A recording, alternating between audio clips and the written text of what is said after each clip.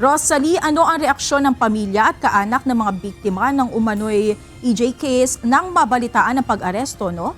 Kaya dating Pangulong Rodrigo Duterte? Monica, nasopresa sa pag-aresto kay dating Pangulong Rodrigo Duterte ang ilan sa mga kaanak ng mga biktima ng umano'y extrajudicial killings o EJK sa anti-drug war ng nakalipas na administrasyon. Pero kasabay naman nito ay nagtipon-tipon ng ilan sa kanila upang ipagpasalamat ang anilay paggulong ng hustisya para sa mga nasawi nilang kaanak sa kampanya kontra illegal na droga ni dating Pangulong Duterte.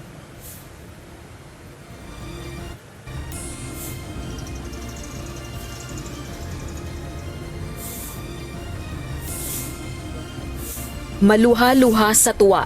Ito ang reaksyon ng mga kaanak ng mga biktima ng umano'y extrajudicial killings o EJKs sa anti-drug war ng administrasyon ni dating Pangulong Rodrigo Duterte nang ito ay maaresto kaninang umaga. Bunso dito ng nakasampang kaso na crimes against humanity sa International Criminal Court o ICC laban sa kanya. Si Nanay Teresita, nasawi ang anak na si Jonard Campo noong 2016. 31 taong gulang pa lamang ang anak ng mapatay nang hindi tukoy na salarin at pinagbintangan umanong sangkot sa illegal na droga.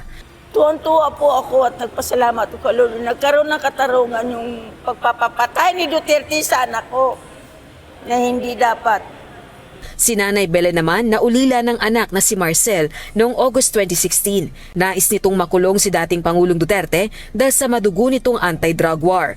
Pagbayaran niya lahat yung mga dapat pagbayaran niya. Dahil yung mga tao doon, pwede naman ikulong yun kung dapat hindi niya pagpapatayin. Dahil kawawa naman para makaisip pa ng pagbago ba. Yung mga nagaganyan, bigyan nila ng pagkakataon. Samantalang si Aling Yunila naman, awang-awa sa mga apo dahil nasawi ang manugang na si Dante Santos sa anti-drug war noong August 2017. Naulila ng maaga ang mga apo nito. Hirap na kami. Maliit pag-iiwan ng akong dalawang apo niya, anak niya. Tinapon niya sa area hindi namin alam nga pinatay siya 3 araw lang na laman namin kinuha na siya sa punerarya. Ang tiyuhi naman ni Kian de los Santos, ang 17 taong gulang na binaril ng walang kalaban-laban sa isang anti-drug operation sa Caloocan City, umaasa ng due process para kay dating Pangulong Duterte matapos maaresto. Bagay na ipinagkait umano sa kanyang pamangkin. Yung aking pamangkin hindi nga nadala sa korte. Ang daming akusasyon na binato noong pinatay ito. Mapalad ang ating Pangulo dahil mabibigyan siya ng pagkakataon na ipagtanggol ang kanyang sarili. Hiling na mga ito ang tuloy-tuloy na pagkamit ng hustisya para sa mga nasawing kaanak. Ganito rin ang pananaw ng chairperson ng House Committee on Women and Gender Equality na si Bataan 1st District Representative Geraldine Roman. Anya, patunay ang pag-aresto kay FPRRD ng pagrespeto ng bansa sa mga umiiral na panuntunan sa mundo. This is proof that the Philippines is a country that respects the rule-based order in the world and that we uphold the rule of law. Nobody is above the law. And as a nation that prides itself in respecting that rules-based order around the world, wala tayong choice kundi mag-cooperate. Samantala, nanawagan naman ang mga kongresista sa kampo ni dating Pangulong Duterte na paghandaan na ang mga reklamong kinakaharap nito.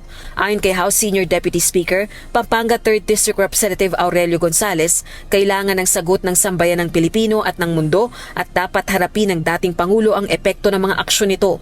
Para naman kay House Deputy Majority Leader, La Union 1st District Representative Paulo Ortega, umpisa pa lamang ito dahil karapat-dapat sa mga pamilya ng mga biktima ang hustisya. Naniniwala naman si House Quadruple Committee Overall Chairperson, Surigao del Norte 2nd District Representative Robert Ace Barbers. Ang pag-aresto sa dating Pangulo ay tungkol sa pagbabalik ng tiwala ng publiko sa sistema ng hustisya sa bansa at pagtitiyak na hindi na mauulit ang mga pang-aabuso. Si Akbayan Party List Representative Percy Sandanya naman, sinabing time is up. Dumating na ang araw ng paniningil at wala nang kawala sa hustisya. Nagpasaring naman si Kabataan Party List Representative Raul Manuel at iginiit na malayo ang sinapit ni Digong sa mga biktima ng war on drugs. Anya, may due process pa sa dating Pangulo na ipinagkait niya sa libu-libong mahihirap at aktivistang na shoot to kill umano noong pagkapangulo niya. Monica, natanong naman ng tsuhi ni Kian De Los Santos, isa sa mga biktima ng EJK na si Randy De Los Santos, kung meron na bang nakipag-ugnayan sa kanya para tumistigo sa International Criminal Court o ICC laban kay dating Pangulong Duterte. At anya ay wala pang nakikipag-ugnayan sa kanya. Matatandaan natin na ang tsuhi ni Kian De Los Santos ay naging resource person sa mga pagdinig ng Kamara at ng Senado kaugnay ng anti-drug war ng Duterte administration. Balik sa iyo, Monica.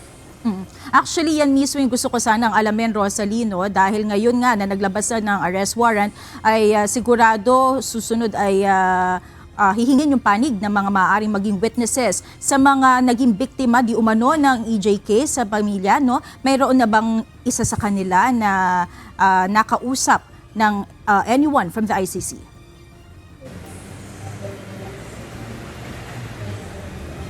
Yun nga, Monica, dito sa ating mga nakapanayam na mga kaanak ng mga biktima ng umano'y EJK, kabilang na si Randy De Los Santos, ang tsuhi ni Kian De Los Santos, hanggang sa mga oras na ito ay wala pa siyang nakakausap o wala pa lumalapit sa kanya para alukin siya na tumistigo sa ICC at kailangan niya ring makipag-ugnayan sa kanyang abogado kaugnay nito. At pare-pareho sila na nagulat sa balita nga na inaresto si dating Pangulong Rodrigo Duterte ng mga otoridad sa bisa ng arrest warrant ng ICC kaugnay ng crimes against humanity and murder na kinakaharap ng dating Pangulong Duterte dahil sa anti-drug war. Alright. Maraming salamat, Rosalie Cos, live mula sa Quezon City.